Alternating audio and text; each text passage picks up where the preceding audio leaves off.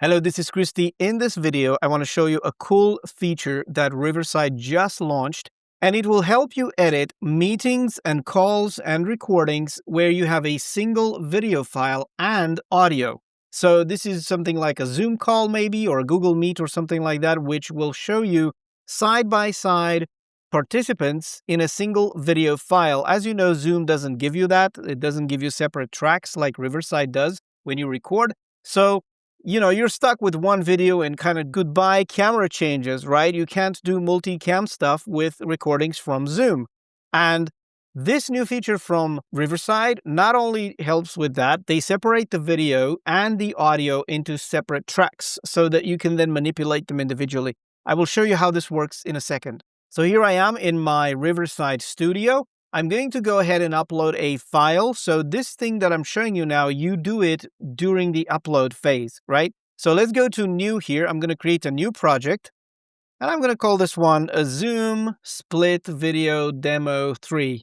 I've played with this before, so I know how it works. So here we go, Zoom Split Video 3, and I'm going to go ahead and upload a file. Click Upload here, and I'll just show you what I have. This is a video file of a recording in Zoom with my friend Chris Menard. If I open this file, I'll show you how it looks. So this is Chris and myself. So throughout this call, both of us are side by side, one single video file. Now, here's the condition for this to work. Obviously, Riverside is going to use AI to separate and figure out where each person is and find where the frame for each person is.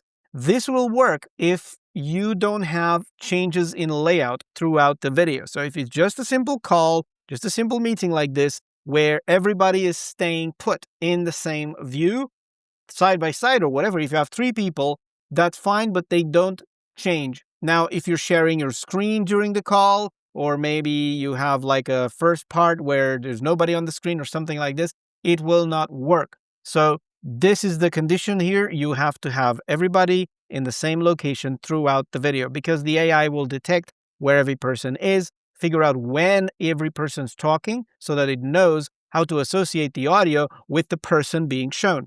So let's go ahead and upload this file. I'll just show you how this works now. So I'm going to drag this file on top of the upload area.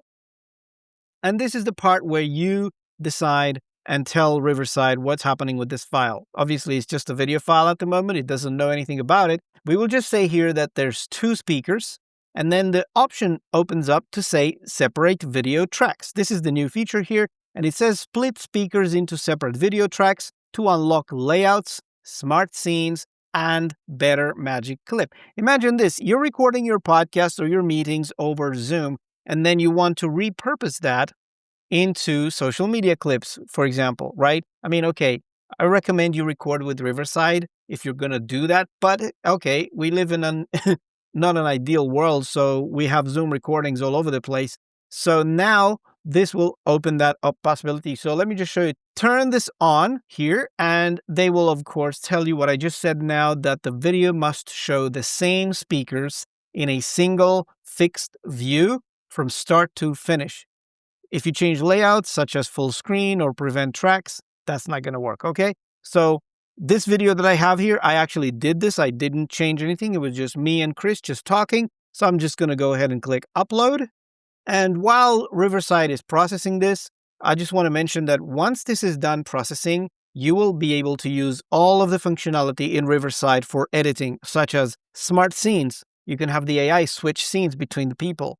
You can create multiple layouts and orientations. You can turn it into a vertical clip and put one on top, one at the bottom, all of that and more. You can color correct each person. So if one of the calls, one of the Zoom person participating was like too bright or too dark or something, you can use the new color adjustments, which I've shown in another video before, to adjust just their part of the video, not yours, if you were with them on the call. Now, you can also apply magic audio to clean the audio. If your audio was okay, but theirs was not, you can adjust it with magic audio to clean it up and maybe change the levels, and you can rename them differently. All these things you can have just as if you had recorded your meeting inside of Riverside. Obviously, now, if you're coming with a Zoom recording, the quality of that is going to be a bit, low because Zoom records in low resolution to begin with. I believe the default is 720p, and even that's split in half. If you have two people on the video, everybody's going to be like 360, right? 360p. So very low resolution. But anyway, hey, it's salvageable. It's doable. You can do it. Let's see how it works. I'm just going to wait for this to process here, and then we will move inside the studio to see how to edit with this. So there you go. The processing has finished. And as you can see, this looks nothing like my Zoom recording from earlier. We are both kind of scaled up, filling half the screen. There's no black bars like Zoom calls. So here we go. And if you look at the bottom here where the files are, now I've got two speakers with individual videos and audios, speaker 0 and 1. I'll show you how that is actually, you can rename the names. If you upload to your account, then you can go in and edit and change the name of every person just so that everything is nice and organized. So let's go ahead now and go inside the studio to see what we can do with this, because Riverside has now given me a multicam processed video recording of my original file. So I'm going to go ahead and click edit here.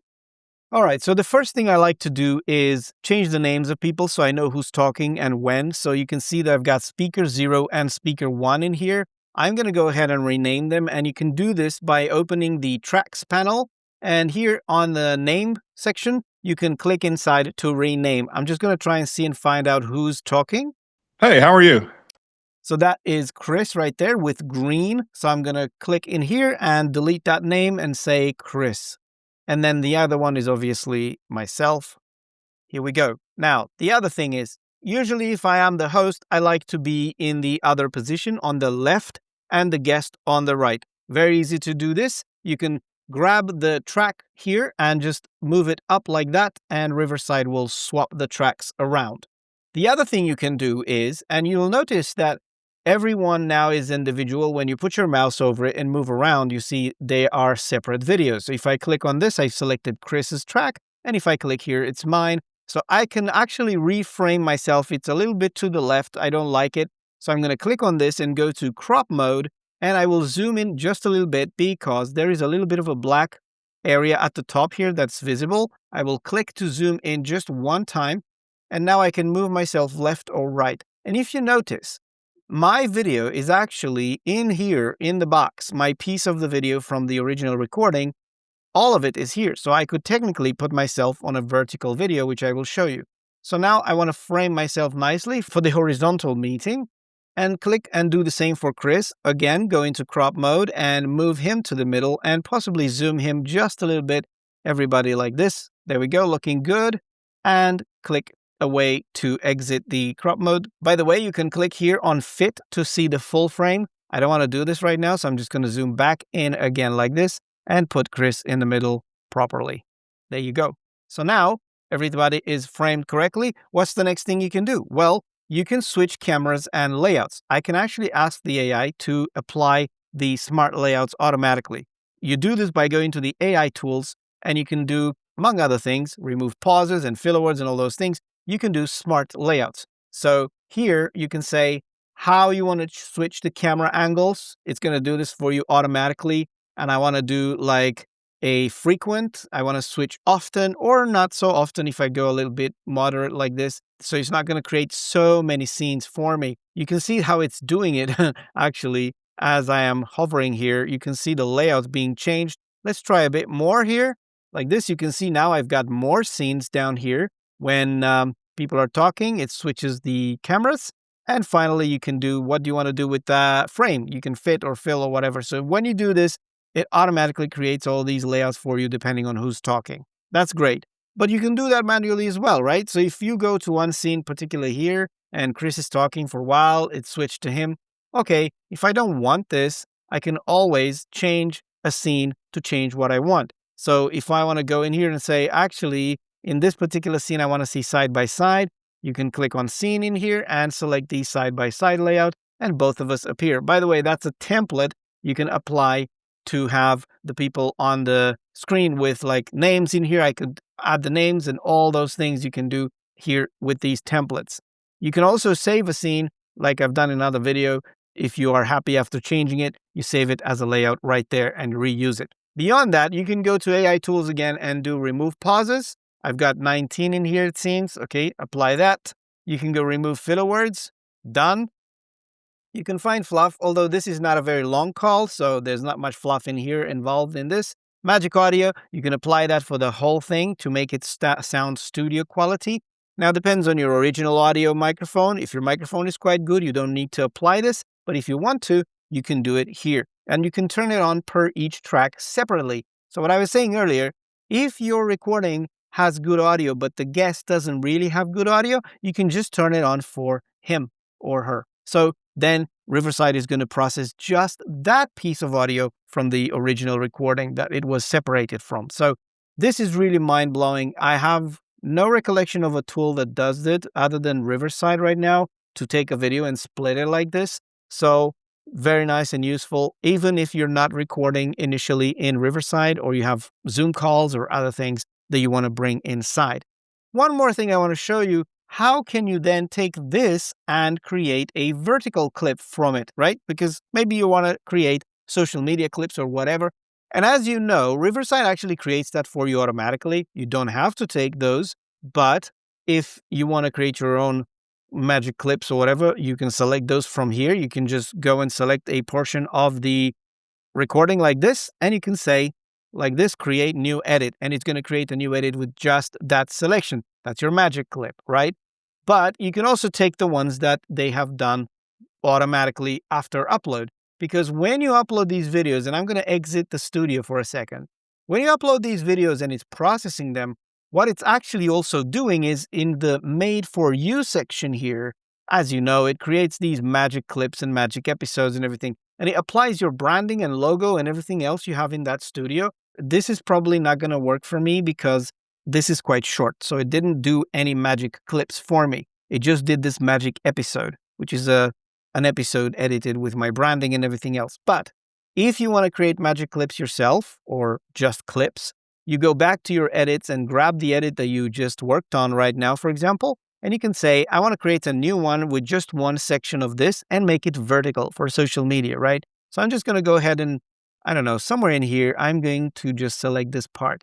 We weren't saying much cool stuff in this call here. We were just catching up or something, but you can extract this as a social media clip and make it vertical now because of this multicam possibility that has unlocked. So click in here, create new edit, and it's going to take that selection that I made and create a new edit from that. So look at this. At the top here, it opens up this drawer and shows me that I have a 20-second clip, which was my selection. I'm going to click to open that in the editor. So it goes back to it. So at the top here, I can actually click and rename this quickly just because I want to keep things organized and tidy. So I'm going to say, okay, this is social media clip 1, right? Very creative titles. And if you open this drawer here, you can jump between edits in your project, right? But I'm going to stay on this one for now. And let's say, how do we make this vertical? Well, very easy. You go to the 16:9 thing here on the layout and just switch it to 9:16, which is going to make it vertical. And look at this. Riverside has rearranged our tracks, our video angles. And if you're not happy with how the speakers were stacked, like, for example, maybe I want my video to be at the bottom, I can just grab it and move it down here like this, and there you go. It's moved at the bottom, and it only did it in this particular scene. If I go to another scene, it's going to make, this part was me full screen in here. I can double click and reframe myself like this if I want to, zoom in again if I don't want any black bars, and then that's going to be just for that scene. Back to the side-by-side one. I'm at the bottom. Again, double click to go into crop mode, move the people in the center just to make sure they look nice. Double click here. Okay, you can zoom in if you want to. All these things you can do. And when you're happy, you can even apply captions. If I go to captions in here, I can use this one that I've predefined a preset with it. Click on this, boom, and it's added. Make it larger if you want to. This is huge. Move it up or down, and there is your social media clip, right? From a Zoom call. Okay, so in other programs that I have used, usually you have to duplicate the video track and manually crop it and artificially move it around. But this is actually better because Riverside does it automatically for you. The only condition is to just make sure that your video, your people, your guests stay in the same location so you don't mess with the meeting layout. That will make it possible to do this. So there you go. If you're still recording in other programs, this is a good addition to Riverside, and you can bring those calls and meetings and videos in here and repurpose them and edit them any way you like. So hopefully this makes things easier for you. Thank you for watching, and thank you, Riverside, for sponsoring this video. I will see you in the next one.